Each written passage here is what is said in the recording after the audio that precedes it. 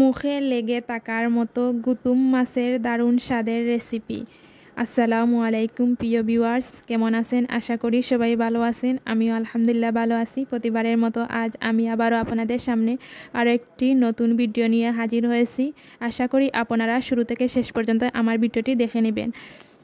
বড় মাছের বুনা থেকে গুতুম মাছের বুনা খেতে খুব দারুণ লাগে। সচরাচর তো গুতুম মাছ পাওয়া যায় না, গ্রাম এলাকায় বেশি পাওয়া যায়।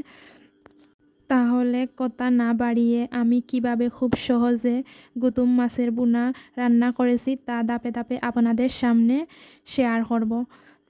শুরুতেই দেখতে পারা আমি গুতুম মাছ রে কাটিয়া ধুইয়া রাখছি, লবণ দিয়া ধুইছে যাতে পুরোটাই পরিষ্কার হয়। তারপরে ধুয়া রাখার পরে আমি লবণ দিলাম, মরিচ দিলাম, তারপরে হলুদের গুঁড়া দিলাম, তারপরে আমি দিব ধনিয়ার গুঁড়া,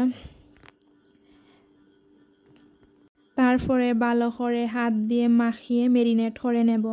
আমি সচরাচর ছোটো মাছও বেশি মশলা দিই না, আপনারা চাইলে হয়তো জিরার গুঁড়া অথবা পাঁচফোড়ন দিতে পারেন।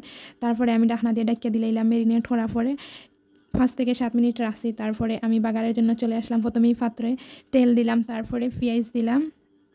এবার আমি পেঁয়াজ খসানোর জন্য অপেক্ষা করলাম, আর আমি নাড়িয়া দিলাম যাতে আমার বাগারটা ভালো করে খসিয়ে নেয়। আপনারা চাইলে এর মাঝে তেজপাতাও দিতে পারেন। আমি সচরাচর বেশি মশলা পছন্দ করি না, তাই আমি চাই যে কোনো সময় কম মশলা এবং কম তেল দিয়ে রান্না করার। তো দেখতে পারা আমার পেঁয়াজ অলরেডি অনেকটা খসিয়ে গেছে। এখন আমি মেরিনেট করা মাছগুলো দিয়ে দেবো।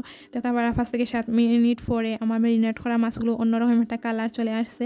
এখন আমি মাছগুলো পাত্রে ডালিয়া দিলাম, তারপরে আমি সামান্য জুল দিয়ে দিলাম, তারপরে আমি কাঁচামরিচ দিয়ে দিলাম, কাটতে রাখা কাঁচামরিচ 5 থেকে 7টা দিছি।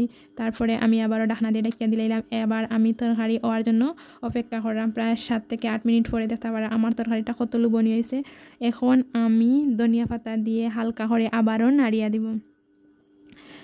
তারপরে দেখতে পারা আমি আগুনও ফরিলেমু। আমার তরকারিটা অলরেডি পারফেক্ট হয়ে গেছে।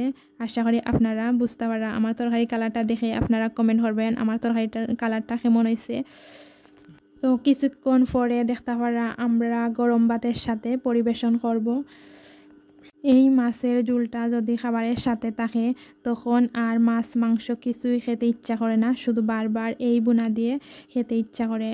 আর বুনাটা খেয়েও আমার পরিবারের সবাই খুব প্রশংসা করছে। আশা করি যারা আমার ভিডিওটি দেখেছেন তাদের কাছে এই রেসিপিটা খুব ভালো লাগছে। আর যারা আমার ভিডিওটি এতক্ষণ ধৈর্য সহকারে দেখছেন তাদেরকে আমার চ্যানেলের পক্ষ থেকে অসংখ্য ধন্যবাদ জানিয়ে আজকের মতো এখানে বিদায় নিলাম। যাদের কাছে একটু হলেও ভালো লাগবে তারা প্লিজ লাইক কমেন্ট করে পাশে থাকবেন।